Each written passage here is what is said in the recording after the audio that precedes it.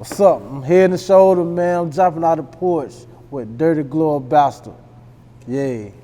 I walked in looking like a whole lot of racks on me. Got a pack on me, keep a strap on me. Notice big stacks on me. All right, today we got BEZ TV's Head and Shoulders jumping off the porch with us today. Yeah. We out here. How you feeling today, gang? Shit, it's all good, man. You know, just blessed to be here. For sure, man. It's a pleasure to have you here with us today, man. It's a pleasure to be here. For sure. So what you out here working on in Atlanta?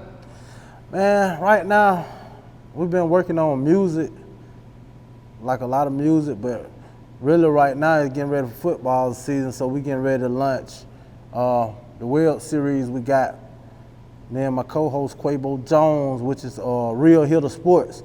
We were gonna do a real nigga sport, but at the end of the day, nigga trying to take it to the next level. So you had to already had a platform ready, you know what I'm saying, just in case, you know, you get the opportunity to go, you ain't got to worry about, well, what we gonna change the name to now because they gonna make you change the name. So it's just something that just sticks out, you know what I'm saying?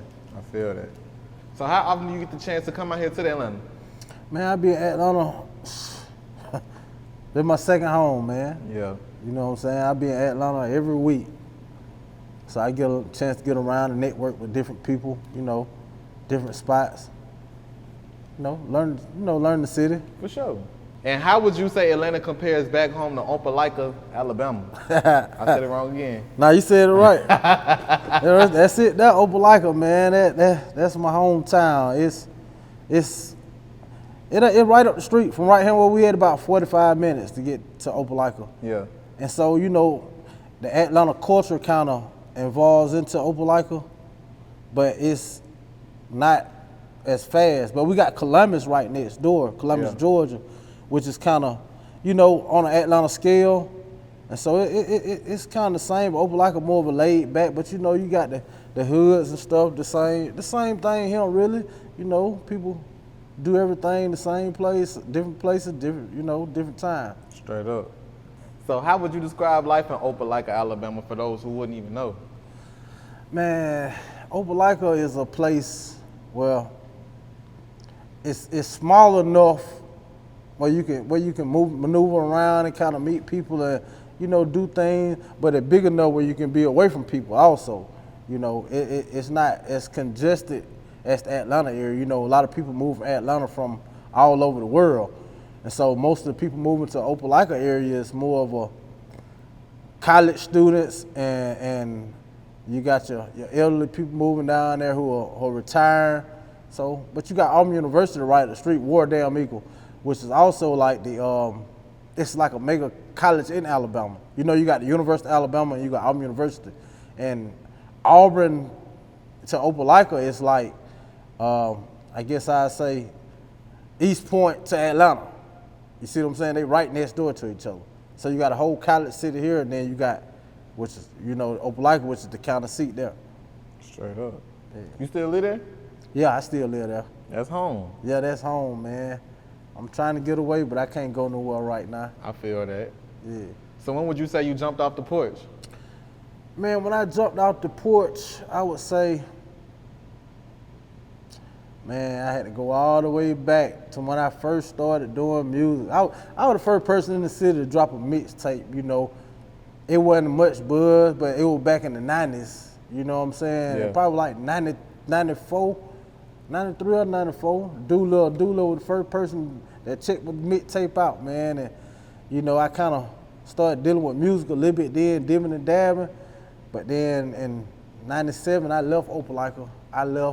And I was gone to, I was living in South Carolina, and then I ended up back. And so I was kind of back and forth from 97 to like 03, 04, and then I've been really back down there ever since then. Straight up. So I've been on the porch, man. I started working when I was 14, well 13, I hadn't even turned 14 yet. Yeah. Chick-fil-A in the mall, Yeah. you know what I'm saying? You know, had to do what we want to do, you know, so I played sports and stuff like that. And so a lot of people know me because I cut hair I started cut hair I think in 1996, 95 or 96. And I cut hair all the way through, and I met a lot of people just cut hair, and then, you know, other people know me from other things. It just depends. Like I got so many nicknames. You can tell how a person know me by my nickname. You know what I'm saying? Like some people call me Head. They just, you know, some people that call me Head and Shoulder, they just know a Head and Shoulder. Besides a few people that older, they know Head and Shoulder. But the one here, Head and Shoulder, they know Head and Shoulder. You got people call me Maurice, some call me Dimitri, call me D, they call me Freaky. It's just, you know what I'm saying? It depends how you know me. Yeah. That's the name that you gonna roll with, because I've been in so many circles that it just, you know, different approach and different names for different people. That's real. Let's talk about this web series that you're getting ready to launch, like you said, Real Hitta Sports. Yes, sir. Man, it basically like a sports center and like a first take all in one, but it's like a college game day also. And so we're gonna be on there, you know, we're gonna talk sports. We're gonna start with college football. We did a couple like at the end of the year, like basketball, but we didn't know put them out. So we're gonna put the ones out now that are, when we start recording, we're gonna do like a college game day atmosphere and kind of talk about all the high school players that we, you know, kind of know. We're gonna interview players, have them on the show. We're gonna do the colleges and have kind of a couple of them kids come through if they can while they at home and get on the show, you know, and just basically talk all the sports. Just give people, we're gonna have picks and predictions every week, you know, cause we hit the slick pick a lot. So dealing with hitting the slick pick a lot, you know, it's kind of a pick guru type thing. So, you know, we have some guaranteed picks. So you want to tune in every week and try to get you a good pick. We're gonna have some picks for you. That's real. Let's talk about your co-host, man, Quaybo Jones. Yeah, man, that's my dog, old Quaybo Jones. Quaybo Jones, he's a. I know you seen like First Take with Stephen A. and Skip Bailey was on there. How they didn't never agree, but a lot of times they disagree to agree. Yeah. That's me and Quaybo Jones. We like the same way, you know. Yeah. He gonna make valid points. You know, he gonna point out stuff that I'm not gonna point out, and I'm gonna point out stuff he ain't gonna point out. But a lot of times we gonna bump heads. But at the end of the day, we both right, but we ain't completely right because we bumping heads with the way we going about it. It's like a formula.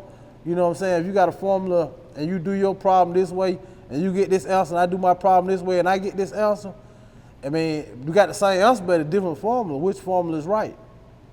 Only one person would know what formula is right. That's the person that wrote the formula. I feel that. And so, you know, he came from doing music. Like when I retired from doing music, basically, right, not when I retired, right when I stopped, he started. So like him and Kano and them, we started putting behind them with the music, and we always talk sports. So we just feel like it's time now to get the platform to go ahead and try to take it to the next level dealing with the sports. I feel that. So what would you say is the ultimate goal for the show? Man, the ultimate goal for the show is basically just having our own, I ain't gonna say channel, but own slot on TV where we'll broadcast every week, like Paul Feinborn or Sports Center, First Take. Center, First Take, Shannon Sharp now little show, you know. That's kind of what we trying to get to, but we want to be more like a HBO Sports series. Have you ever seen HBO Sports? Nah. You haven't seen HBO Sports? They used to have it on there, and a nigga get hit. Motherfucker be like, "Whoo, shit, he hit the hell out that motherfucker." You know, we gonna keep it real. Like we gonna have people call in and shit. We gonna just keep it real. We ain't gonna try to just justify what you can say. We not gonna cut your words off. Do what you want to say. Just the way you feel. Express yourself. But if we get to the level where we get on TV, then of course you have to understand that we don't want to sit there and every time you call in, we beeping you out for 2 minutes of the conversation. You see what I'm saying? So when you call in, you're gonna have to kind of tone it down with all the cuss words if we get that big. But right now, starting off, you call and say what the hell you want to say. Shit. Yeah. Say what you feel. You call drunk if you want to, but you can't be taking all your time stumbling over what you got going on. I feel that. You know. So like you said, you used to rap, right? Yeah. So who are some of your musical influences? Man, my biggest musical influence of me coming up was Tupac, really. Tupac, but you know, I like the ghetto boy back then. But Tupac, I was all Tupac. Everything I listened to was Tupac. Then I started listening to Biggie when Biggie started coming out. Then, you know, after that, you know, you had your cash money. Well, not your cash money. Before your cash money, we had no limit. I had no limit everything. Everything no limit drop, I went and bought. I was working then. I had me a little black pickup truck with some beat in it. But I had every CD came out every month. So, you know, that kind of, Master P was more of a person that I kind of, Tupac was the person that kind of influenced the music, like the culture of the music, like what's going on. He really opened your eyes up to things. But Master P was the one that kind of just opened my eyes up to show me, man, you got to be a boss out here. You got to be a big dog. You ain't being no big dog, then you gonna get ate. Yeah. And so, you know, I took a lot of losses to gain knowledge. So I don't consider them knowledge because the game is to be sold anyway, not to be told. Yeah. You know, so like people didn't teach me what to do. I got my money up and I made bad investments or good investments, and I learned from them mistakes and learned the industry and learned different things, you know what I'm saying? I'm still learning. Yeah. You know, so that's basically where I came from with just being an influencer, trying to get the knowledge to understand, to be a boss. Don't just settle for anything. I've been a boss for 23 years now. I ain't really worked for nobody. I had a little job, Mike, cutting grass, but I would cut hair at the time too. I always been my own boss, really. Yeah. Because I ain't want to work for nobody. I want to do what I want to do when I want to do it. You know. I feel that. So let's talk about launching your own label, BEZ Entertainment. Yeah, man. BEZ Entertainment came about after we did, it was SPG Records at first. That was in the 90s. That was the war, SPG Records. And then came about in the like 04, I came about and I was like, man, we're gonna take the SPG away because it was, SPG stood for Southport Gangster. And so I wanted to kind of get away from that image a little bit and kind of clean it up so we were more laid back approach. So we went more with a BEZ approach, you know what I'm saying? And it got to the point then where I wanted to call Tip and ask, can I name it Trap Music number 3 ENT? You know what I'm saying? Because when that BEZ dropped, like after that, the point that it was BEZ, and then he dropped the album with the BEZ on it, and it was number 3 song on there on the Trap Music. And so I was like, shit, I might need to get clarification from him so he won't feel I'm trying to steal. Yeah. You know how it go when people you try to bite this and that. No, I really had to be easy before you dropped the trap music and had the song be easy. But when you had it, that's on know what I used to bump goddamn trap music number 3. Yeah. Hell yeah. I feel that. Yes, sir. So talk about taking the back seat and pushing your cousins and nephews. Man, it's a hard thing to do because at the end of the day, you're not their father. Or you're not, you know what I'm saying, a person that can just make them do what you want them to do, or always influence them to do, persuade them to kind of go the way you want to go. They're going to have their own vision and kind of the way they see things, they grown men. And so the kind of way they see things is the way that they expect for it to play out.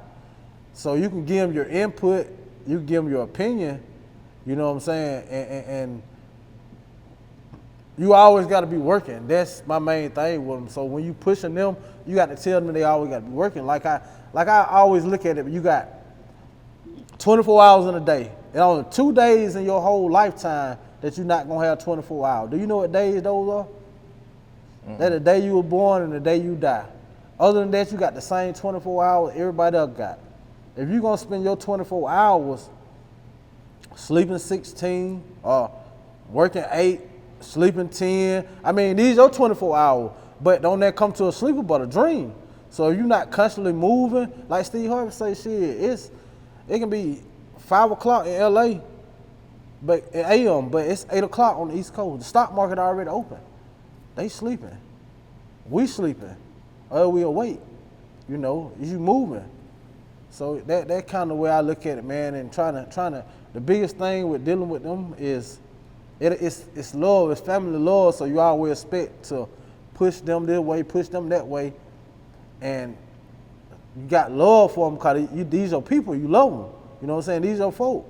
And so with the love that you have for them, you want the best for them, but if they kind of want the best for themselves, but they want to do it this way. You had to kind of let them do it that way. Yeah. You can't really like, nigga, you gonna do it this way. You know what I'm saying? You can't do no Suge Knight type shit. Yeah. You know what I'm saying? Cause you got, like, at the end of the day, you got sisters and aunties and everybody involved. You know what I'm saying? So it ain't really like you can just push it that way, bro. Straight up. Yep. So talk to us about learning the industry and the music business so you can be a better artist and help other artists. Man, I mean, you got to crawl before you walk. That's one thing about it, bro. And you always got to be on your craft. You always got to be at this show or at this event. You always got to be recording music, shooting video.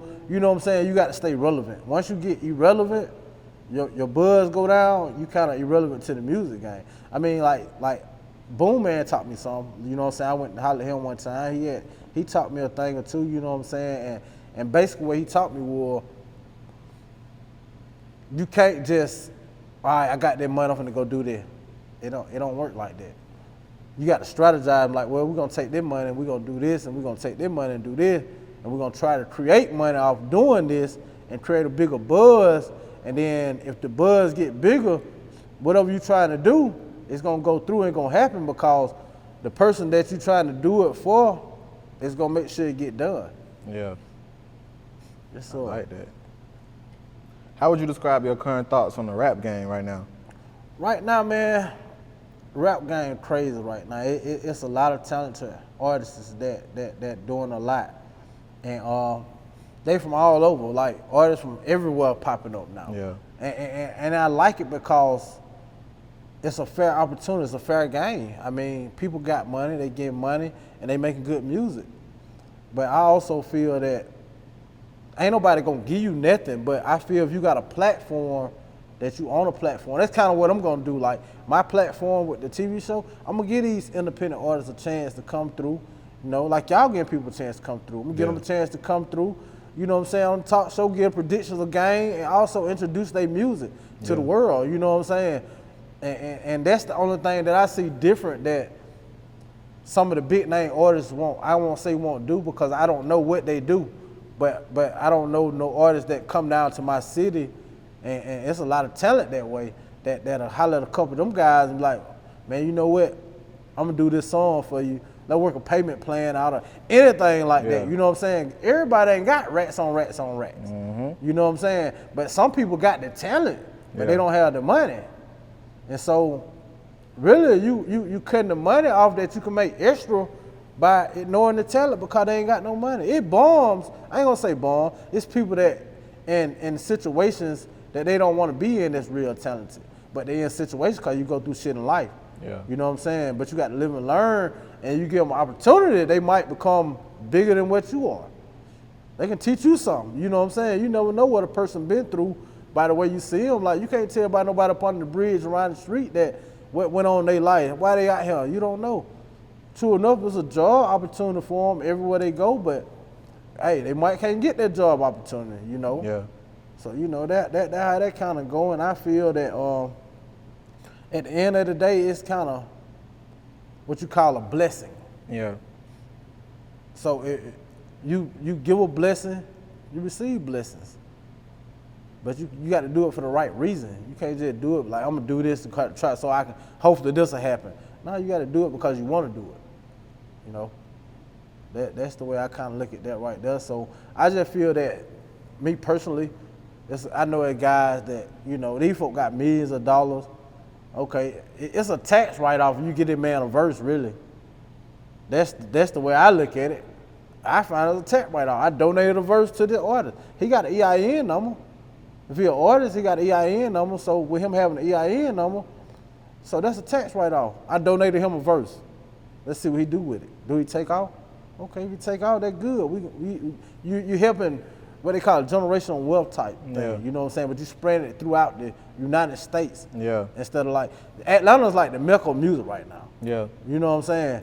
And so everybody moving to Atlanta, so all the money is really staying in Atlanta beside the people that go back home and they spread a little bit of it, but most of the money staying in Atlanta, which, you know, everybody had to, you had to wait your turn, kind of what I'm saying. You got to play your part, wait your turn. So you got an opportunity, it's your turn. Until then, you sit back there, you clap. When it's your turn to get up there, you rock that motherfucker and take Yeah. over.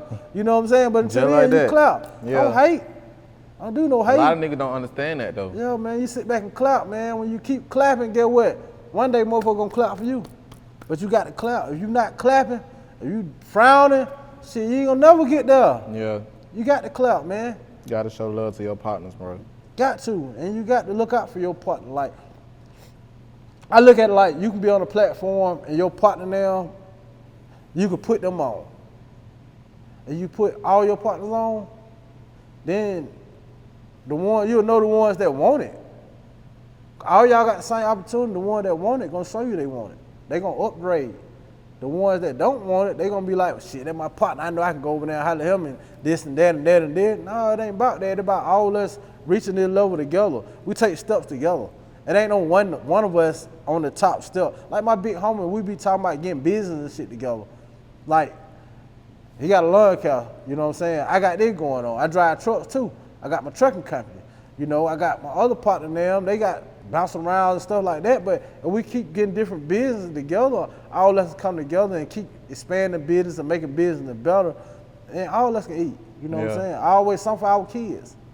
Straight up. That's all. Talk to us about your men mentoring program. Man, the Boys to Men mentoring program, it's a program that we got back home that we've been working on, and it's more for kids. A lot of our black kids, also white kids. It's for any kid. It's not no race, but for kids who parents have passed, or dad in the penitentiary, or strung out on drugs. You know what I'm saying? Kids don't get a chance to experience stuff, and they go through stuff because like other kids' daddy there, they daddy not there. So they don't have the same opportunity to spend time with their daddy. So it's more like a mentoring program, and we try to get them together and take them on trips. You know what I'm saying? A lot of kids be right there in the area and don't get a chance to leave the area. And so we try to get together and get them together in the summertime and different times of the year, and get them, you know, take them. They might go to Florida, you know, take them to the sea, to the cabin, to the mountain. Just let them experience different things, and make them see it's more than life than what they just been always taught and always seen around their area. Yeah. And you know, and like down our way, we got the travel football things, and they showing them kids a lot doing that also. And so it's just basically just trying to be there and try to help the kids, to push them not to understand that this is what I got to deal with. I got to live this way because this is what everybody over here do. Mm-hmm. No, you can see this right here. This you can want this now. You can want it. You can make it happen. Straight up. And we there to help you make it happen. You know. I feel that. How many boys are you mentoring right now? Right now I got 6. Well, I got 7. I just got another one. I got 7 right now, and basically they all on the right path. They all of them are in high school besides one. He's in middle school. And they call me anytime. We talk all the time. I talk to their parents, you know what I'm saying? And like stuff go on with it. It's one I got to get back to that I ain't made down there to get to him yet. But we talk to their parents, you know, kind of figure out what's going on with them. You know, cause all kids don't feel good telling their parents everything. Yeah. And they feel they can come to you and tell you something, and you might be able to help them in that situation. And so that's the way we're looking at it more on that end. And also what I do is like with the kids playing football back home, high school, like a lot of coaches don't tell them that you got this camp coming up, this camp coming up, this camp coming up. So I take it upon myself to reach out to my contacts, and I pass it on to the kids and the parent. These camps coming up. It's gonna be this date, gonna be this much. You know what I'm saying? And at one point in time, when I was first started it, I was taking them to camps and taking them to the games. You know what I'm saying? And I got a couple of them into college. Well, they got themselves into college, but I helped show them that it's different colleges and different perspectives, and they made their own decision. But that went real well, man. It made me feel good inside knowing that I impacted one person's life. You know what I'm saying? And people call me for all the time. They call me with, you know, want to know answers to questions. I try my best to help. I think I know every damn thing. So shit, I'm gonna give you an answer. You know what I'm saying? More than likely, 92% of the time I'm gonna be right. 8% of the time I'm gonna be wrong, but you're gonna have to go dig a lot to prove I'm wrong. You know, but that basically how that going, man. It's gonna take off a little bit more coming up soon, though. I feel that. That's real though. How important is fatherhood to you? Fatherhood, man, I'm real big on fatherhood, man. That's one of my things, bro. Like, my kids play sports or playing sports younger. They still play now, but when they was younger playing sport, bro, I used to lead the barbershop. Go to all my kids' practices, all their games. I wasn't studying money. I understand my clients were probably mad at the time, but at the time to me, it was more of me being there for my kids at that time, like seeing what they doing, you know what I'm saying? Seeing if they needing help, do they wanting the help? But them seeing my face there meant a lot to them. And they gonna remember that for the rest of their life. That well, my dad was at all my games, and he might fuss a lot, but at the end of the day, he was there, you know what I'm saying? And that's the one thing, I got a good bond with all my kids. I love all my kids same, I love all more equally, and I got a good bond with them. I spend time with them every opportunity I get, you know what I'm saying? We don't do nothing sometimes but sit in the house. We do a little dance, crazy, silly dances, or we'll watch a movie, or we'll play games, you know what I'm saying? It's just little stuff. We just sometimes get in the car and just ride. Straight I mean, up. but it's just the time that being spent with them, man. They remember all that type stuff. Straight up. That's all. What else are you working on right now? Right now, I had my clothing line. I'm working on my clothing line also. I'm trying to get that all the way out of the ground. But right now, it's too many things that I'm working on at one time. And so I'm finna focus right now mostly on this podcast. And like my nephew and cousin, they want to continue with the music. I'm gonna, you know, spend time helping them with that. But I'm really focusing on just trying to better myself, man. And I'm trying to go into the real estate development side of the game. So that's really what I'm working on now. I'm about to close on a new property. And once I do that, I'm gonna look into developing some stuff. And, you know, I'm just gonna see how I like to multitask. I like to do a lot of stuff. I stay busy in my head. I keep a headache every day. Yeah. Because I have so much stuff going on, and I just be moving through a lot of stuff. I need to slow down and just pick about 2 things, 3 things, just work on that, and then it'll be better. But like I say, that clothing line, I'm gonna have some more stuff coming out soon. Probably when it get cold, I'll probably bring out some more hoodies and some more gear and stuff. Probably do some more shoes. I'm trying to do a contract on some shoes right now, but I don't think the price range that it's gonna be that my people gonna want to spend that money for them, and so I'm kind of skeptical on doing that deal. But I got a deal in the making on some shoes, on my own shoes. Oh, that's hard. Yeah. Any last words and shout outs? Yeah, man. Basically, my son Caleb Jace, I forgot about my baby boy. He 3 years old. He love music to death. I'm trying to get him. I'm gonna invest money in him. That's gonna be my next thing. Yeah. I'm going to get some. I'm gonna help write him a song, and I'm gonna see how he can do that with studio. If he likes it and he does, I'm gonna invest money in doing that. But basically, I just want to shout out, you know, my city. Shout out to the O. You know what I'm saying? South Side and West Side. You know how it go. But everything all good, man. We taking it easy. We up here jumping out the porch. You feel me? Y'all be ready, man. Coming soon. You know what I'm saying? Y'all stay down. Appreciate you having me today, Head. Yes, sir. I appreciate you having me. Nah, for sure, man. It's a pleasure, man. Yes, sir. Gang. I walked in looking like a whole lot of racks on me. Got a pack on me, keep a strap on me. Nigga know the big stacks on me. Hit the gas in the street, put your back on.